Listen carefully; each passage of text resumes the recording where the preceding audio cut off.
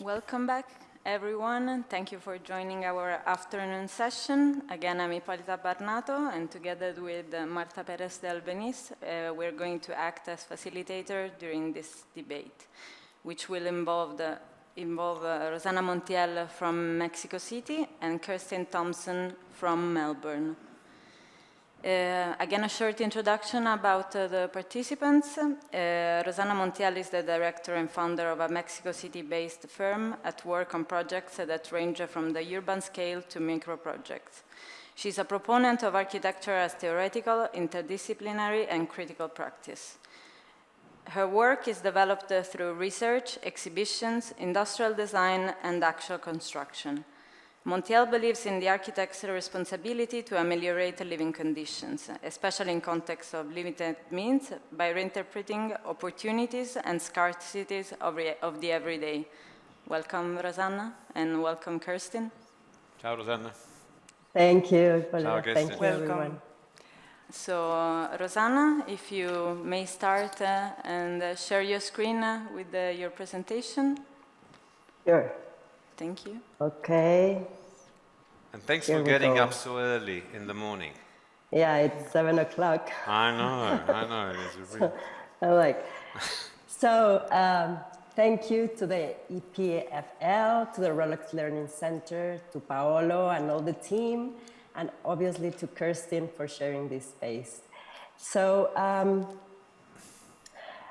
at Rozana Montiel, Estudio de Arquitectura, we believe in architecture as a collective practice whose production acts out the forces at play in building society. We see buildings as knowledge structures that activate spaces for the interpretation of knowledge, as well as places of collective memory and understanding. We see design as a process that, in order to enact meaningful structures, should engage and listen to all the actors shaping a project. At Rozana Montiel Estudio de Arquitectura, we research, we think, and we act upon our observations. We design with an active gaze by redrawing habits and people's reaction to space. We discover the problems that we habitually ignore. We believe in being proactive in finding our own projects. We also believe architecture has social impact because it builds relationships. We stand for the quality of such relationships as the primary shelter of any society. Interaction shapes community, and without community, proper shelter cannot exist. At Rozana Montiel Estudio de Arquitectura, we believe critical thinking is learning to act up to the question that frames every architectural problem today. In a world of scarce time and resources, what is actually worth building? Integration of architectural knowledge into building practice exacts a vision of what architectural space is for.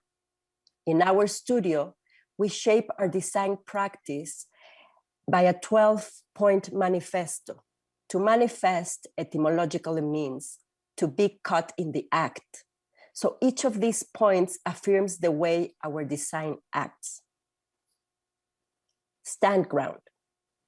Contrary to common belief, standing ground means being flexible to make concessions without compromising principles. It implies actively listening to stakeholder needs and concerns and making them stand on grand values. In my studio, we stand ground in the approach we have to research. A research method is what enables us to experiment and find new approaches and solutions to architectural problems. It usually involves redrawing our observations in different scales and layers. Representation is integral to the design process and inseparable from the translation of an idea into any concrete form. Our book, Common Spaces in Housing Units, for instance, experiments with the post-it format to the point of encoding a language concisely summing practical principles for public space development in housing complexes.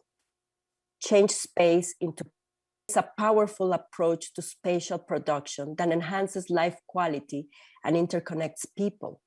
Places worth caring for support a local action which nurture community. Community building engages and shapes civic action in public spaces. It is an anchor for equity, diversity, and resilience. In this suburban townhouse sprawl near the Gulf of Mexico City, we were asked to roof a sports court that, because of extreme exposure to sun, heat, and rain, remained underused. Realizing the lack of public space, we proposed the developer instead a portico that fulfilled the program of a community center. When children occupy the space, the comment was, "Finally, we have a place." A biologist working in the natural reserve set up an herbal medical clinic with a small botanical garden for the community to be taught more about local medicinal plants. The success of the project hinged on being proactive enough to offer more than a roof, a place for ecological awareness and community building. Find content in context. We read local wisdom in vernacular building techniques to act in resonance with the cultural landscape. Rescuing craftsmanship keeps a legacy of biocultural memory alive and forges material alliances with the land. Sometimes even catastrophes become an enabling context. This is a house we designed pro bono for Reina, a single mother of 2 children that almost lost her home during the earthquakes of September 2017 in Mexico. Our design recovers and reinterprets the raised granary platform and the external hearth of the traditional rural house. The family was very pleased to have this design, although economic. It increased the value of the original property and improved the family's daily well-being and economic opportunities. It is a statement for good design, no matter how modest it's the dwelling. Change barriers into boundaries. One of our design strategies to reclaim private spaces for public use has been to replace vertical elements, railing, walls, gates, enclosures, which separate and divide, with horizontal elements, roof, floor, shelter, passageway, that connect, reunite, open access, bring close together, and encourage social interaction. An example of this is our Jalpa project, an inner city housing complex whose common areas were rehabilitated as a system of courtyards, and that transformed a leaky shed into a shiny library. Design spoke for itself. People willingly gave up 90% of fences and barriers dividing the common areas of the unit, and Jalpa became a much safer place because we rescue its sense of common unity. When design activates boundaries of collective ownership and local pride among users, architecture increases urban opportunity through the growth of a grassroots culture, a fact reflected in the added value of property over time. Our design strategies engage people not as consumers of space, but as placemakers. Shift spatial perception. Through site actions, we engage and empower the community we assist. Site actions are low-cost public intervention that involve the people with their space in a ludic, innovative way, much like a children's playground. Their purpose is to get people to voice their needs and aspirations and trigger the space potential to become a place. In a collaboration funded by the Urban Exchanger program in Berlin, we team up with the SMAC Berlin studio, Claudia Rodriguez and Daniel Jaramillo, to study solutions in tandem for the self-built community of Miravalle and in Hellersdorf in Berlin. Despite the community proximity to the Guadalupe volcano, Miravalle had completely turned their back to the natural world. So the site action we planned invited the local people to take a walk up the volcano hill. The hike had enormous social impact. For the first time, they said the community look at their homes from the volcano's perspective. The irony of this fact could not be any greater, considering Miravalle literally means in Spanish, look at the valley. The site action empowered and connected the people to their sense of responsibility in resource management. Approach the landscape as the program. The landscape becomes part of the program when dwelling or urban infrastructure show people how to interact with an ecological reality. For instance, the landscape of San Mateo del Mar in Oaxaca was apparently a picturesque natural surrounding, but in truth, it was a knob of devastating natural forces on an earthquake fault exposed to flood, wind, and cyclones. So we studied these forces to produce a low-cost new form of dwelling prototype altogether.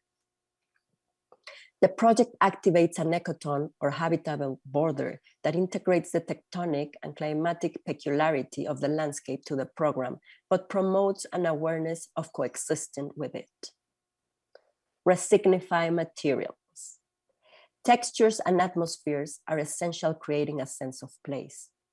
Our rereading of materials through patterns, surfaces, and shapes is not only an invitation to look closer because concrete could be made to look like wood or paper like tiles, but a manner of imprinting character, meaning, and well-being to a space, regardless of whether it is a dwelling or an industrial setting.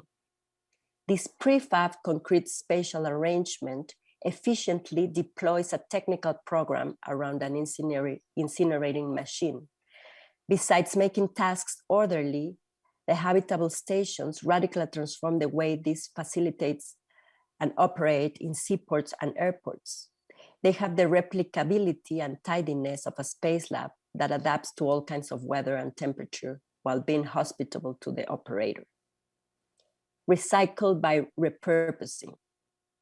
A recycled, derelict, underused, disused, or unclaimed urban space can become a place of resilience, inclusive and rich in function diversity.